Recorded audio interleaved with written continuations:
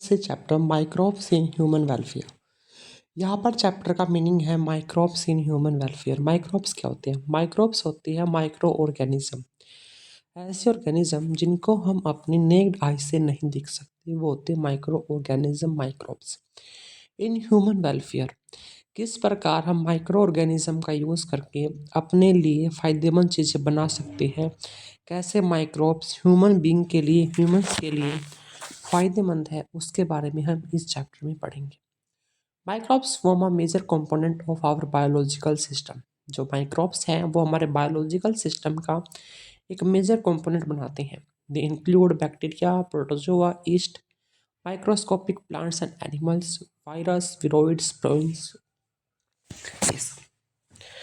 They are cosmopolitan. What is the meaning of cosmopolitan there? Cosmopolitan means सर्वव्यापी। जो microbes हैं वो हर जगह पाए जाते हैं। कहाँ कहाँ? जैसे मिट्टी में, हवा में, पानी में, ह्यूमन्स के अंदर, प्लांट्स के अंदर, even present at places where no life form can possibly exist. लेकिन जो माइक्रो ऑर्गेनिज्म है कुछ ऐसी जगह पर भी पाए जाते हैं जहाँ पर जो लाइफ है वो पॉसिबल नहीं है। जैसे जैसे कि हमारा हाई एसिडिटी के एरिया में, डीप इन स्नो, सेवरल मिट thick, deep in thermal vents यानी कि हाइड्रोथर्मल गीजर्स में, और सोयल के अंदर। बैक्टीरिया जो फंजाई है वो न्यूट्रेंट मीडियम पर ग्रो करती हैं, वहाँ पर वो ग्रो करके कुछ कॉलोनीज की फॉर्मेशन कर देती है जिनको हम अपनी नेक्स्ट आई से देख सकते हैं। लेकिन अगर हम एक सिंगल बैक्टीरिया की बात करें तो हम उसको अपनी आंखों से नहीं देख सकते। यहाँ पर एग्जाम्पल आता है एक वायरस का, जो है एडिनो वायरस। जो एडिनो वायरस है वो हमें कोज करता है रेस्पिरेटरी इन्फेक्शंस। देखो, हमने पढ़ा जो माइक्रोब्स है वो ऐसे माइक्रो ऑर्गेनिज्म हैं जिनको हम अपने नेक्ड आई से नहीं देख सकते, और वो हमारे लिए बहुत इंपॉर्टेंट है। ये जो है कॉस्मोपॉलिटन है, हर जगह पाए जाते हैं।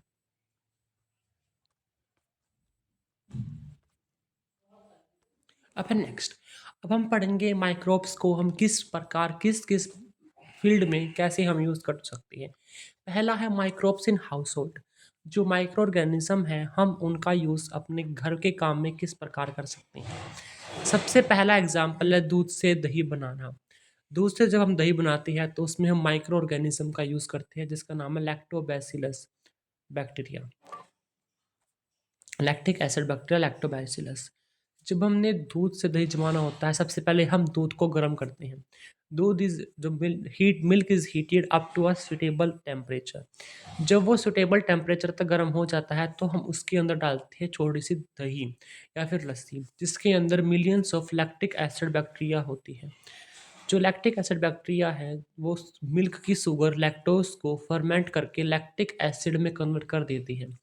जब भी लैक्टिक एसिड फॉर्म हो जाता है मिल्क के अंदर, तो जो वो मिल्क प्रोटीन केसीन है उसको कर्ड में कन्वर्ट कर देता है बाय पार्शियल डाइजेशन, जिसको हम बोलते हैं calcium para caseinate. Again I am telling, सबसे पहले हमने क्या किया, we heated the milk up to a suitable temperature. After heated it we added some curd और butter milk as a inoculum. What is the meaning of inoculum? Mean starter. जो curd है वो यहाँ पर फर्मेंटेशन की process को start करेगा। फिर जो इसके अंदर लैक्टोज शुगर होती है वो लैक्टिक एसिड के अंदर कन्वर्ट हो जाती है by the lactic acid bacteria. ये लैक्टिक एसिड जो हमारा मिल्क का प्रोटीन है केसीन, उसको पैरा केसीन में कन्वर्ट कर देता है बाय पार्शियल डाइजेशन या फिर पार्शियल कोपुलेशन। जो कर्ड है वो हमारे जो मिल्क है उससे सुपीरियर मानी जाती है न्यूट्रिशनली। क्यों? क्योंकि जो हमारा मिल्क है उसके अंदर विटामिन B12 की क्वांटिटी नहीं होती जितने की हमारी कर्ड के अंदर होती है। वही जो कर्ड है उसके अंदर हमारे लैक्टिक एसिड बैक्टीरिया होती है जो हमारे स्टमक के अंदर जाने के बाद पैथोजेंस को मार डालती है। लैक्टिक एसिड बैक्टीरिया जो है इसका एग्जाम्पल है, जो मैंने स्टार्ट किया था, लैक्टोबैसिलस। उसके बाद हम डोसा डोसा या फिर इडली बनाते हैं, वहाँ पर भी हम फर्मेंटेशन करते हैं बाय द बैक्टीरिया जिसका नाम है ल्यूकोनोस्टक स्ट्रेप्टोकोकस बैक्टीरिया। ये क्या करता है, ये जो है उसकी फर्मेंटेशन करता है। फर्मेंटेशन करने के बाद वहाँ से जो CO2 है वो बाहर निकलती है। जैसे ही CO2 बाहर निकलते हैं उसकी वजह से उसके अंदर पफिनेस आ जाती है। तो इडली और जो डोसा है वो भी फर्मेंटेड हुआ जाता है bye the help of bacteria जिसका नाम है ल्यूकोनास्टक स्ट्रेप्टोकोकस, ल्यूकोनोस्टक स्ट्रेप्टोकोकस। अब है ब्रेड कैसे बनता है? ब्रेड बनता है ईस्ट से। जो ईस्ट है इसको ब्यूअर ईस्ट और बेकर्स ईस्ट भी कहा जाता है, जिसका नाम है साइक्रोमाइसिस सर्वेसी। ये क्या करते हैं, जो हमारा व्हीट है जिसके अंदर स्टार्च होता है, सबसे पहले हम स्टार्च को जो कन्वर्ट करते हैं माल्टोज के अंदर with the help of amylase. फिर जो माल्टोज है वो माल्टेज की हेल्प से कन्वर्ट कर दिया जाता है ग्लूकोज में, और जो ग्लूकोज है वो जाइमेज की हेल्प से इथेनॉल प्लस CO2 में कन्वर्ट कर दिया जाता है। जो CO2 गैस है वो वहाँ पर इवेपोरेट हो जाती है, जिसकी वजह से उसके अंदर पोर्स और पफिनेस आती है। तो अगेन आई एम टेलिंग, सबसे पहले क्या किया हमने, जो स्टार्च है जो व्हीट है उसको अमाइलोज की हेल्प से हमने माल्टोज में कन्वर्ट किया। माल्टोज को हमने माल्टेज की हेल्प से ग्लूकोज में कन्वर्ट किया। ग्लूकोज को हमने जाइमेज की हेल्प से ethanol plus CO2 means carbon dioxide में कन्वर्ट कर दिया, जिससे कि हमारा CO2 गैस इवेपोरेट हुई और वह स्पंजी और पोरस बना। तो हमने अब तक 3 यूज़ पढ़े हमारे हाउस होल्ड में। सबसे पहले कर्ड। कर्ड कैसे बना, हमने मिल्क को गर्म किया एट अ सुटेबल टेम्परेचर, फिर हमने इसके अंदर इनोकुलम के नाम पे कर्ड डाला, जिसके पास millions of lactic acid bacteria थे। इस लैक्टिक एसिड बैक्टीरिया ने मिल्क शुगर लैक्टोज को लैक्टिक एसिड में कन्वर्ट किया। जो लैक्टिक एसिड है उसने हमारे मिल्क प्रोटीन केसिन को पैरा कैसिनेट में कन्वर्ट किया, जो कि कर्ड है। यहाँ पे जो मिल्क है उसका पार्शियल कोगुलेशन, पार्शियल डाइजेशन हुआ। फिर हमने पढ़ा इन मेकिंग ऑफ ब्रेड, जो कि बैक्टीरिया की हेल्प से बनता है, जो था हमारा ल्यूकोनोस्टक स्ट्रेप्टोकोकस। फिर हमने ब्रेड पढ़ा जो ब्यूअर ईस्ट या बेकर ईस्ट से बनता है, जिसका नाम है सैक्रोमाइसिस सर्वेसी। अब कैसे ब्रेड बनता है, जो हमारे पास व्हीट है उसको हम सबसे पहले जो हम माइलोज की मदद से माल्टोज में कन्वर्ट करते हैं, माल्टोज को माल्टेज की मदद से ग्लूकोज में, और ग्लूकोज को जाइमेज एंजाइम की मदद से हम इथेनॉल प्लस CO2 में कन्वर्ट कर देती है। अब जो नेक्स्ट हमारी ड्रिंक है वो तोड़ी, जो कि साउथ इंडिया की एक नेचुरल ट्रेडिशनल ड्रिंक है, जिसको नेचुरल फर्मेंटेशन से बनाया जाता है by sap of palm. Next is microbe also use to ferment fishes, bamboo shoots and soybeans. अब नेक्स्ट है चीज़, जो हम पनीर बनाते हैं। पनीर भी अलग अलग टाइप का बनता है, तो किसके ऊपर डिपेंड करता है। जो पनीर है, चीज़ है, it differs in flavour, flavour में डिफर करता है, टेक्सचर में करता है, टेस्ट में करता है। Flavour, texture and taste, and it is made due to the which microbe we use. जैसा माइक्रोब हम यूज़ करेंगे उसी प्रकार से अलग अलग टाइप का जो है हमारा चीज़ बनता है। जैसे सबसे पहला है हमारा स्वीट चीज़। जो स्वीट चीज़ है वो बैक्टीरिया प्रोपियोनोबैक्टीरियम सरमानी से बनता है। इसके अंदर लार्ज होल्स होते हैं जो कि कार्बन डाइऑक्साइड को की प्रोडक्शन करने की वजह से बनते हैं। नेक्स्ट इज रोकवर्ड चीज़। ये जो है ये एक फंजाई से बनता है, पेनिसिलियम रोकीफर्टी। कैम्बर्ड चीज़ भी पेनिसिलियम कैम्बर्टी से बनता है। तो हमने 3 टाइप के चीज़ पढ़े। पहला था स्विस चीज़। जो स्विस चीज़ है हमारा, वो हमारा बनता है प्रोपियोनोबैक्टीरियम सरमानी से। फिर हमने पढ़ा कम्बर्ट चीज़, जो पेनिसिलियम कम्बर्टी, रॉकफोर्ड पेनिसिलियम रॉकफर्टी। अब बात करते हैं माइक्रोब्स इन इंडस्ट्रियल प्रोडक्ट्स। जो हमारे इंडस्ट्री में प्रोडक्ट बनती हैं उनको हम किस प्रकार बनाते हैं with the help of microbes. जो हमने इंडस्ट्री में बनाना है, तो इंडस्ट्री में जो है हम लार्ज स्केल पे कोई प्रोडक्ट बनाएंगे। तो जब हम उस प्रोडक्ट को एक लार्ज स्केल पे बना रहे हैं तो हमें उसके लिए बड़े बड़े कंटेनर चाहिए, जिसको हमने बोला फर्मेंटर। तो microbes in industrial products done in the large vessel, जिसको हम बोलते हैं फर्मेंटर्स। सबसे पहला है फर्मेंटेड बेवरेजेस मीन्स दारू बनाना। जो दारू है, अल्कोहल है, वो हम बनाते हैं by the help of yeast, जिसको ब्यूअर ईस्ट या बेकर ईस्ट भी कहा जाता है, Saccharomyces cerevisiae. By alcoholic fermentation of fruit juices, molasses, malted cereals. अब जो हमारी दारू है, अल्कोहल की अगर हम बात करें, जो हमारी वाइन है वो किस टाइप की बनी है, वो 2 चीज़ों के ऊपर डिपेंड करता है। सबसे पहले हमने इसको किससे बनाया है, मीन्स हमने रॉ मटेरियल कौन सा लिया है। सेकंड, हमने प्रोसेस किस प्रकार से की है, मीन्स जो ईस्ट है अगर वो नेचुरली हम दारू बनाएंगे, डिस्टिलेशन नहीं करेंगे, जैसी बनी अगर एज इट इज़ मार्केट में आएगी, जो ईस्ट है वो 13% अल्कोहल कंसंट्रेशन को ही झेल सकता है। अगर 13% से ज़्यादा कॉन्सेंट्रेशन हुई तो वो मर जाता है। तो अगर विदाउट डिस्टिलेशन आप बना रहे हैं तो वहाँ पर सिर्फ मैक्सिमम जो है अल्कोहल की कॉन्सेंट्रेशन वो 13% ही होती है, वो मिलता है हमें बियर और किसी दारू के अंदर। वहीं पे अगर हम डिस्टिलेशन करते हैं तो उसके अंदर जो अल्कोहल का कंटेंट है वो ग्रेटर दैन 13% होता है, जो हमें जो महंगी महंगी अल्कोहलिक ड्रिंक होती है जैसे रम, विस्की, ब्रांडी, उसके अंदर देखने को मिलता है। अब यही इंडस्ट्रियल प्रोडक्ट में जो हमारा सेकंड एग्जांपल है वो है एंटीबायोटिक्स। एंटीबायोटिक्स का मीन्स क्या है? एंटी मीन्स किसी के अगेंस्ट जाना और बायोटिक्स मीन्स लाइफ की। जो एंटीबायोटिक्स मीन्स किसी के लाइफ के अगेंस्ट होगा। तो जो एंटीबायोटिक्स है वो ऐसे केमिकल्स हैं जो हमें किसी माइक्रोब से मिलते हैं और वो दूसरे माइक्रोब्स को मारते हैं या उसकी ग्रोथ को रिटार्ड कर देती है। तो antibiotics are the substances, are the chemicals that we get from one microbe and use to retard the growth of another microbe or to kill it, and it is for pro life for human। pro means उसके लिए and life means ये humans के लिए अच्छा है। तो जो antibiotics है उसकी जो खोज की थी वो की थी अलेक्जेंडर फ्लेमिंग ने। एक चांस डिस्कवरी थी वो, जहाँ पर एंटीबायोटिक्स नहीं खोजना चाहते थे। उसने क्या किया था, उसने स्टैफिलोकोकस बैक्टीरिया की कुछ कॉलोनी बनाई थी। कॉलोनी तो बनाई थी लेकिन जो कल्चर मीडिया था उसके अंदर जो पेनिसिलिन नाम की जो पेनिसिलियम नोटेटम नाम की जो फंजाई थी वो ग्रो कर गई। उसने कुछ केमिकल को रिलीज किया जिसका नाम था पेनिसिलिन, जो जिसने बैक्टीरिया को मार दिया। तो यहाँ से पता चला कि कुछ तो केमिकल ऐसा निकला है जिसने हमें हमारे बैक्टीरिया को मार दिया है। The full potential as an antibiotic was done by Ernst Chain and Howard Florey। Ernst Chain और हार्वर्ड फ्लोरे ने इसका फुल पोटेंशियल एज एंटीबायोटिक खोजा to treat the American soldiers during World War 2। जो world War 2 हो रहा था उसके दौरान इसने जो जो वहाँ पर जख्मी हमारे सोल्जर्स थे उनको ठीक करने में एंटीबायोटिक्स का यूज़ किया था। फिर विश्व युद्ध खत्म होने के बाद 1945 में इन तीनों को नोबेल प्राइज़ भी दिया गया था। फिर जो पहली एंटीबायोटिक जो बैक्टीरिया से निकाली थी वो निकाली थी वोक्समान ने। इन्होंने जो एंटीबायोटिक बनाई जैसे पेनिसिलिन बनाई तो वो फंजाई जैसे पेनिसिलियम नोटेटम से निकाली थी, लेकिन जो वोक्समान है वोक्समान ने जो एंटीबायोटिक है वो दूसरे बैक्टीरिया से निकाली थी और इन्होंने ही टर्म एंटीबायोटिक दिया था।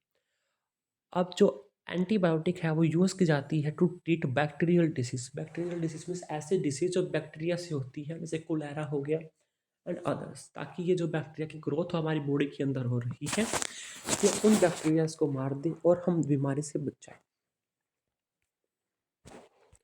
अब हमारे पास कुछ और प्रोडक्ट है जो हम बनाते हैं इन दी इंडस्ट्री। जैसे है लैक्टिक एसिड। जो लैक्टिक एसिड है वो लैक्टिक एसिड बैक्टीरिया से बनता है जैसे लैक्टोबैसिलस। नेक्स्ट है ब्यूटायरिक एसिड। जो ब्यूटायरिक एसिड है वो क्लोस्ट्रीडियम बुटाइलिकम से बनता है। और जो नेक्स्ट है वो है हमारा एसिटिक एसिड जो एसिटोबैक्टर एसिटी से बनता है। सिट्रस जो एस्परजिलस निगर जो एक फंजाई है उससे बनता है। देन साइक्लोस्पोरन 7 जो एक इम्यूनोसप्रेसेंट है। जो हमारा लैक्टिक एसिड है उसको हम बना सकते हैं with the help of lactic acid bacteria. Butyric acid को क्लोस्ट्रीडियम बुटाइलिकम, एसिटिक एसिड को एसिटोबैक्टर एसिटी, सिट्रिक एसिड को एस्परजिलस निगर जो फंजाई है। नेक्स्ट है हमारा कंपाउंड साइक्लोस्पोरिन ए जो एक इम्यूनोसप्रेसेंट है। यहाँ पे इम्यूनोसप्रेसेंट का मीनिंग क्या है? जब किसी की सर्जरी होती है जैसे किसी का किडनी ट्रांसप्लांट हुआ, अब किडनी ट्रांसप्लांट होने के बाद ऐसे केसेस देखने को मिलते हैं कि उस बॉडी ने उस किडनी को एक्सेप्ट नहीं किया और उसको दूसरा मतलब दूसरे किडनी मानकर उसको रिजेक्ट कर दिया और वो पेशेंट की डेथ हो गई। उस टाइम पे हम जो है कुछ कंपाउंड देते हैं पेशेंट को जिसका नाम है साइक्लोस्पोरिन ए, जो एज अ इम्यूनोसप्रेसेंट काम करता है। मीन्स हमारे इम्यून सिस्टम इम्यूनिटी को ठप कर देता है ताकि वो पहचान ना पाए कि कुछ बाहर से बॉडी के अंदर फिट किया गया है और वो बंदा बच जाए। ये जो हमें मिलता है वो मिलता है ट्राइकोडर्मा पोलिस्पोरम से जो एक फंजाई है। Trichoderma polysporum. नेक्स्ट है स्टैटिन्स।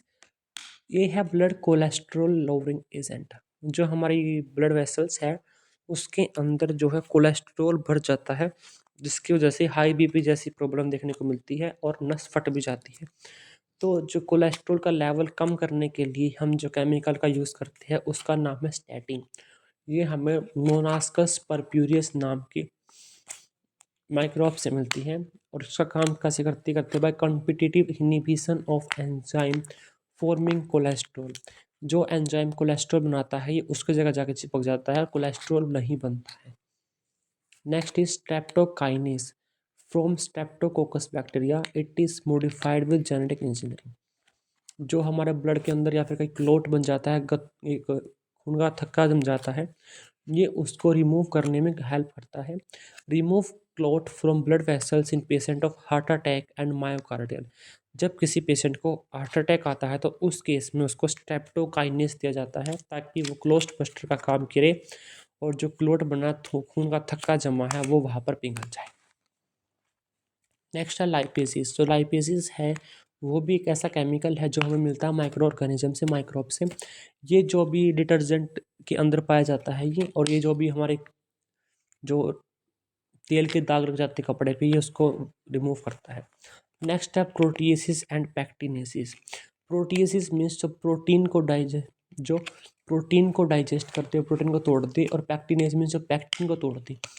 ये जो भी जूसेस आते हैं मार्केट में उसके अंदर जो रेसा होता है उसको डाइजेस्ट कर देता है, इसलिए जो मार्केट से जूस आता है वो रेसे के उसके अंदर नहीं होता। It is used to clarify bottled juice from market.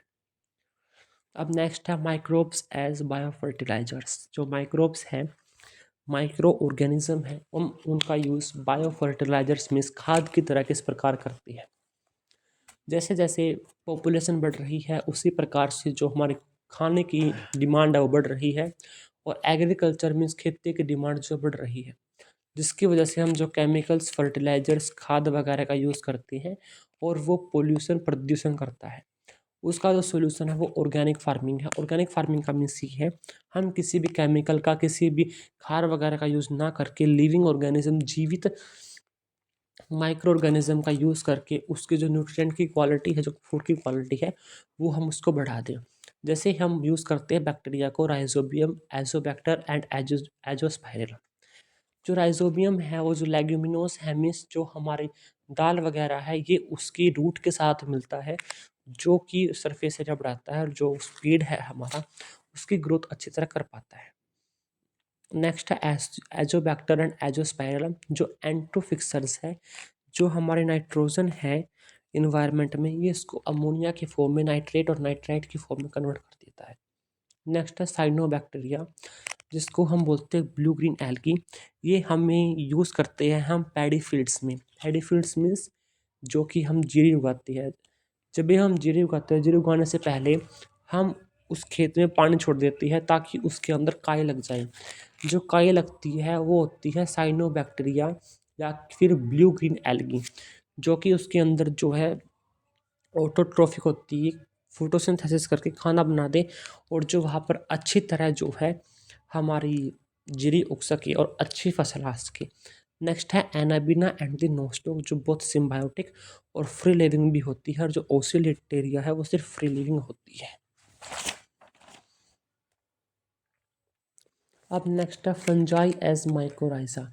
जो फंजाई का जीनस है ग्लोमस, वो माइकोराइजा की फॉर्म में पाया जाता है। माइकोराइजा फॉर्म क्या, देखो माइकोराइजा फॉर्म का मीन्स ये है, जो फंजाई है ग्लोमस जीनस की, वो बड़े बड़े प्लांट की रूट के साथ सिम्बायोटिक एसोसिएशन में रहती है। जो रूट है वो उसको खाना देती है फंजाई को, और जो फंजाई है वो धरती से फॉस्फोरस को एब्जॉर्ब करती है, रूट को किसी भी जिनोर से बचाती है, और जो सैलिनिटी है या फिर अगर सूखा पड़ जाए तो उससे प्लांट को बचाती है और प्लांट की ग्रोथ करवाती है। तो यहाँ था बायो फर्टिलाइजर्स का यूज़। तो बायो फर्टिलाइजर्स में हमने Anabaena Nostoc, Anabaena cycadeae, blue green algae, mycorrhiza, ये सब हमने पढ़ा जो ग्लोमोजिनस करता है। नेक्स्ट है microbes in sewage treatment. Sewage treatment का मीन्स क्या है, जो शहरों में जो होता है, हर घर से अलग अलग गंदगी का पानी निकलता है और उसको नदी में छोड़ा जाता है। अब अगर हम उसको नदी में डायरेक्टली छोड़ दें तो नदी का जो पानी है वो दूषित होता है। तो उन नदी के पानी को हम सीवेज ट्रीटमेंट प्लांट के थ्रू गुजारते हैं, ताकि जो वो पानी है, गंदगी का पानी, वो पीने योग्य हो जाए। उसको हम बोलते हैं सीवेज ट्रीटमेंट। सीवेज क्या है? सीवेज है म्यूनिसिपैलिटी वेस्ट वाटर। जो म्यूनिसिपैलिटी का खराब पानी है उसको हम बोलते हैं सीवेज। उसके अंदर जो है दो टाइप के गंदगी होती है, एक होती है ऑर्गेनिक, एक होती है माइक्रोब्स। अब जो उस गंदगी के पानी के अंदर जो माइक्रोब्स होती है वो भी दो टाइप की हैं। कुछ माइक्रोब्स ऐसे हैं जो पैथोजन, जो हमें डिसीज कोज करती है, और कुछ माइक्रोब्स ऐसे हैं। अब जो कुछ यूजफुल जो माइक्रोब्स है वो हेट्रोट्रोफिक और एरोबिक होती है, ना कि ऑटोट्रोफिक। अब देखो, अर्बनाइजेशन बढ़ रहा है, मीन्स जो शहरों में जो लोग हैं वो ज़्यादा जाके रहने लग गए हैं, जिसकी वजह से शहरों के अंदर पॉपुलेशन बढ़ रही है। लेकिन उस पॉपुलेशन बढ़ने के कारण जो शहरों में गंदगी है वो बढ़ रही है, लेकिन जो हमारे सीवेज ट्रीटमेंट प्लांट है वो कम है। मीन्स ऐसे ट्रीटमेंट प्लांट, ऐसे हमारे जगह है जहाँ पर उस सीवेज को ट्रीट करके पीने योग्य पानी बनाया जा सके, वो कम है। अगर हम उस पानी को डायरेक्टली नदी में अगर हम छोड़ दिए, तो जो नदी है उसमें पोल्यूशन बढ़ेगा और वहाँ से हमारे अंदर गंदगी आने के चांस ज़्यादा है। दूसरा हम क्या कर सकते हैं, उसको हम ट्रीट कर सकते हैं एसटीपीज के थ्रू, में सीवेज ट्रीटमेंट प्लांट्स के थ्रू, जहाँ से क्लीन पानी जो है हम वाटर बॉडीज़ के अंदर डाल सकते हैं। तो हमने सीवेज ट्रीटमेंट प्लांट में क्या पढ़ा? सीवेज का मतलब होता है जो गंदगी है घरों से बाहर निकल रही है, म्यूनिसिपालिटी का जो सीवेज वेस्ट है, इसके अंदर जो मेन है वो ह्यूमन का एक्सक्रीटा होता है। अब जो ये हमारा सीवेज आया है, इसके अंदर दो टाइप के पार्टिकल्स पाए जाते हैं। एक होता है ऑर्गेनिक, एक होता है माइक्रोब्स। माइक्रोब्स भी दो टाइप के हैं, एक तो है पैथोजेनिक जो हमें डिसीज कोज करते हैं, जो हमें बीमार कर सकते हैं, और सेकंड दूसरे ऐसे हैं जो यूजफुल है, मीन्स हेट्रोट्रोफिक बैक्टीरिया है जो एरोबिक है, जो इनको डाइजेस्ट करने में अब हेल्प करता है। अब जैसे जैसे शहर में रहना बढ़ रहा है, शहर में जो गंद पोल्यूशन पॉपुलेशन बढ़ रही है, शहर में जो गंदा पानी है, गंदगी है, वो भी बढ़ रही है। अब जो सीरीज बढ़ रहा है उसके ट्रीट करने के हमारे पास दो चांस हैं। सबसे पहला चांस ये है, उसको डायरेक्टली वाटर बॉडीज़ के अंदर डाल दो, और दूसरा हमारे पास चांस ये है, पहले उसको ट्रीट करो, पीने का पानी बनाओ और फिर उसको नदियों के अंदर डालो। तो हम उसके बारे में ही हम पढ़ेंगे किस प्रकार हम ऐसा कर सकते हैं।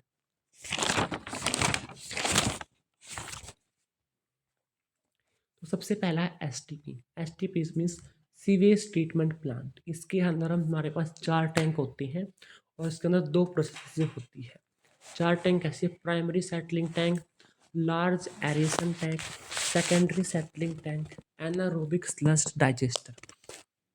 तो सबसे पहले हमारा प्राइमरी या फिजिकल ट्रीटमेंट, मीन्स जो भी गंदगी आई है घरों में से, जैसे जो गंदगी है उस पानी को सबसे पहले ऊपर से छान दो, तो जो भी बोतल वगैरह है या कुछ कंकड़ वगैरह है, तो वो वहाँ से पास आउट हो जाएंगे, वहाँ से बाहर निकल जाएंगे। उसके बाद फिर दूसरा मेथड है सेडिमेंटेशन। उस पानी के अंदर कुछ मिट्टी की कण भी होंगी, तो उस पानी को थोड़ी जगह तक वहीं पर छोड़ दो। हमने ऊपर की गंदगी तो साफ कर दी है, अब जो उसके अंदर मिट्टी के कण हैं वो अगर हम उसको सेडिमेंटेशन के लिए छोड़ देंगे, एक जगह उसको खाली रख देंगे, तो जो वो मिट्टी है वो धरती में बैठ जाएगी, उसको हम बोलते हैं सेडिमेंटेशन। अब हम दोबारा फिर हम क्या करेंगे, ये होता है हमारा पहला प्रोसेस जिसमें हमने फिल्ट्रेशन किया और हमने सेडिमेंटेशन किया। अब जो सेकेंडरी जो हमारी प्रोसेस है जिसको हम बोलते हैं बायोलॉजिकल ट्रीटमेंट, इसमें हम माइक्रो ऑर्गेनिज्म का यूज़ करके जो उसके अंदर छोटी छोटी गंदगी बच गई है छानने के बाद, और उसको सेटलिंग डाउन करने के बाद, सेडिमेंटेशन के बाद, फर्स्ट प्रोसेस के बाद, हम अब उसको ट्रीट करते हैं एरेशन टैंक के अंदर। अब नेक्स्ट है हमारा बीओडी जो होता है बायोकेमिकल ऑक्सीजन डिमांड। जो भी हमारा मैंने बताया था ना, जो सीवेज उसके अंदर कुछ ऑर्गेनिक मैटर भी होता है। अब जब हम वो ऊपर से छानेंगे, सेडिमेंटेशन करेंगे, तो जो वो ऑर्गेनिक मैटर उस पानी के अंदर घुला हुआ है वो उस पानी के अंदर ही रह जाता है। अब उस ऑर्गेनिक मैटर को हमें डाइजेस्ट करना होता है। तो जब हम उस ऑर्गेनिक मैटर को डाइजेस्ट करेंगे, तो उसे डाइजेस्ट करने के लिए हमें कुछ एरोबिक बैक्टीरिया चाहती हैं जो कि ऑक्सीजन की प्रेजेंस में उसको डाइजेस्ट कर सकें। तो वो 1 लीटर पानी के अंदर जितने ऑर्गेनिक मैटर है उसको डाइजेस्ट करने के लिए जितनी ऑक्सीजन हमें यूज़ की जाती है उसको हम बोलते हैं बायोकेमिकल ऑक्सीजन डिमांड। तो it is the amount of oxygen that is required to digest all organic matter present in 1 litre of water. जो हमारा ऑर्गेनिक मैटर है it is directly proportional to polluted water. जितना ज़्यादा गंदगी का पानी होगा उसके अंदर उतना ही ज़्यादा ऑर्गेनिक मैटर होगा। अगर हमारे पास ऑर्गेनिक मैटर ज़्यादा है तो हमें ऑक्सीजन की डिमांड भी ज़्यादा है। तो organic matter is directly proportional to polluted water and directly proportional to हमारा BOD that is biochemical oxygen oxygen demand. अब देखो सबसे पहले हमने क्या किया, सबसे पहला जो हमारा टैंक है उसके अंदर हमने इसको डाल दिया। अब जब हमने इसको डाला तो उस पानी के अंदर हमारे पास कुछ लार्ज पार्टिकल्स थे और कुछ स्मॉल पार्टिकल्स थे। अब हम उन लार्ज पार्टिकल्स को और स्मॉल पार्टिकल्स को अलग अलग कर देंगे।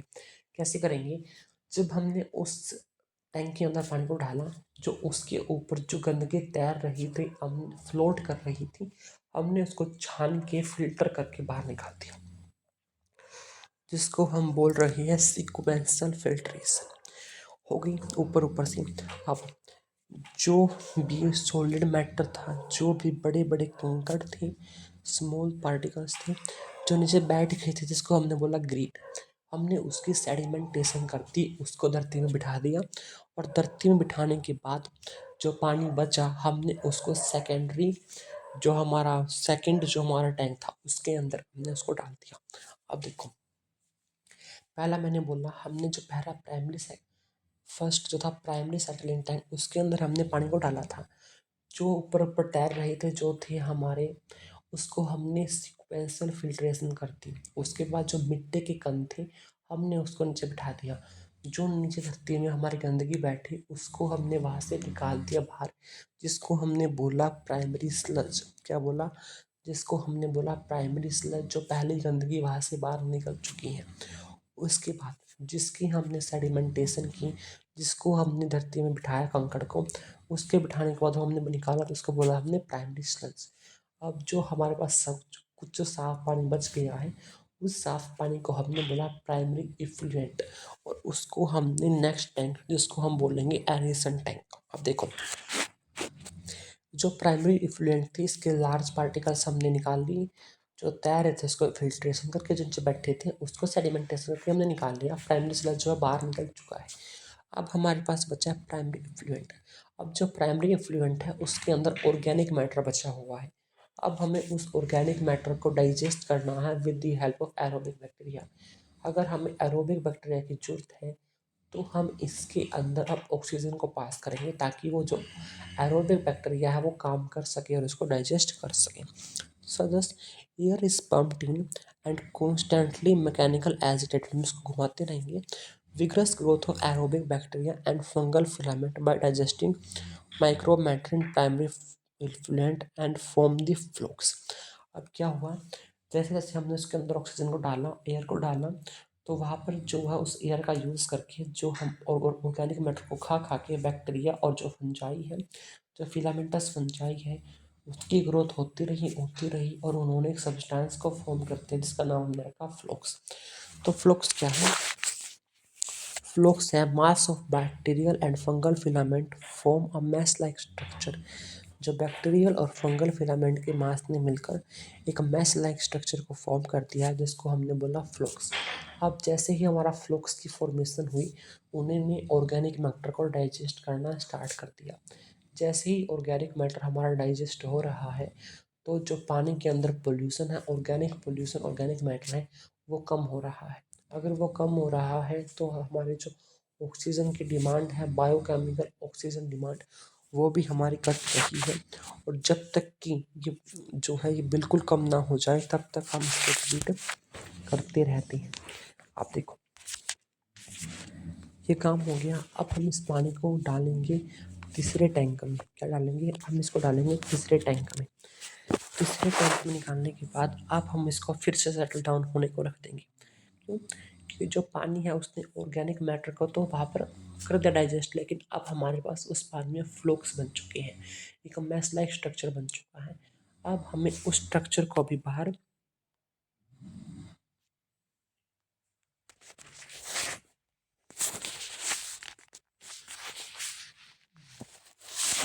अब हमें उस स्ट्रक्चर को भी वहाँ से बाहर निकालना है। तो हमने उसको फिर सेडिमेंटेशन के लिए रख दिया। जो हमारा फ्लूक्स बना था जिसका हमने नाम रख दिया एक्टिवेटेड स्लज, जिसके अंदर फ्लॉक्स हैं उसको हमने नीचे रख दिया। और जो हमारा सेकेंडरी इफ्लुएंट में जो ऊपर का क्लीन पानी था वो हमने ड्रेन कर दिया वाटर बॉडीज़ के अंदर।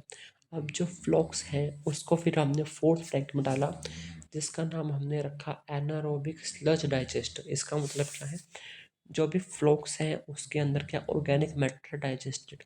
अब इसके अंदर हम मिथाइनोजेंस जो कि एक ओब्लिगेट एनारोब्स है उसको डाल देते हैं, जो इसको डाइजेस्ट करके methane, carbon dioxide, hydrogen sulphide plus वो हाइड्रोजन, यानी कि यहाँ से बायोगैस का फॉर्मेशन भी हो गई है।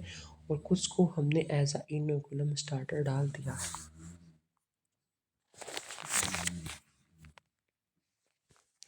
अब देखो, अब जो है मिनिस्ट्री ऑफ इन्वायरमेंट और फॉरेस्ट ने गंगा एक्शन प्लान स्टार्ट किया था 1985 में, ताकि ये गंगा को क्लीन कर सके। और यमुना को क्लीन करने के लिए यमुना एक्शन प्लान चला गया था अप्रैल 1993। अब अगर जो नंबर ऑफ एसटीपी को अगर हम इंक्रीज करते हैं तो हम क्लीन पानी हमारे रिवर्स के अंदर ड्रेन कर पाएंगे। अब नेक्स्ट हमारा टॉपिक जो है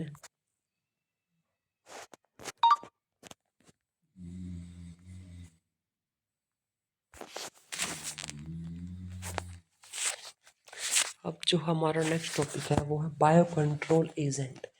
बायो कंट्रोल एजेंट का मीन्स क्या है? बायो कंट्रोल एजेंट का मीन्स ये है यूज़ ऑफ बायोकेमिकल मेथड। हमने बायोकेमिकल मेथड का यूज़ करके प्लांट को डिसीज करने वाले और पेस्ट को करने वाले ऑर्गेनिज्म को मार दिया। Means pest are not completely eradicated. Means मान लीजिए कुछ ऑर्गेनिज्म ऐसे है जो दूसरे की ग्रोथ को चेक करते हैं, तो हम उसको कम्प्लीटली नहीं मारते, उसको सिर्फ इतना कर देते हैं कि वो हमें बीमारी कोज ना कर पाए। तो उसके लिए सबसे पहला है हमारा लेडी बर्ड। जो लेडी बर्ड है जिसके एग्जांपल है beetle, red and black marking जिसके ऊपर होती है लेडी बर्ड, वो एफिड्स को कंट्रोल में रखती है। तो जो लेडी बर्ड है वो एफिड्स को कंट्रोल में रखती है। जो ड्रैगन फ्लाइज है आपने भी देखा होगा, जिसको हम हेलीकॉप्टर बोलते हैं उसको, कि जो है ट्रांसपेरेंट जो है पंख होते हैं उसको हम बोलते हैं ड्रैगन फ्लाइज। वो मच्छर को जो है चेक में रखता है। नेक्स्ट है बीटी कॉटन, जो हमने पढ़ा है बैसिलस थुरिंजियस बैक्टीरिया, जो कि बटरफ्लाई के कैटरपिलर को चेक करता है। इसके लिए जो वर्नेबल प्लांट है वो होता है ब्रासिकस, वो होता है brassicas and fruit trees, and it is available है सैसे of dried spores plus water. इसको मिला के पानी के अंदर मिला के इसका छपरा कर दो तो जो कैटरपिलर है वो मर जाएगी। अब नेक्स्ट है ट्राइकोडर्मा, जो कि फ्री लिविंग फंजाई है, जो कॉमन है रूट इकोसिस्टम में। ये प्रिवेंट करती है ताकि कब तक है ट्राइकोडर्मा जो है फ्री लिविंग फंजाई है, ये जो है ये रूट के ऊपर रूट इकोसिस्टम के पास पाई जाती है ताकि जो प्लांट है उसको पैथोजन से बचाया जा सके।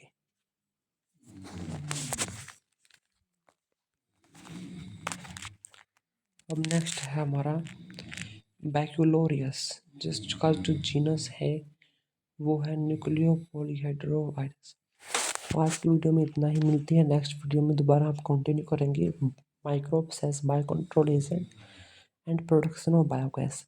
तब तक के लिए बंद रहिए हमारे साथ। All the very best.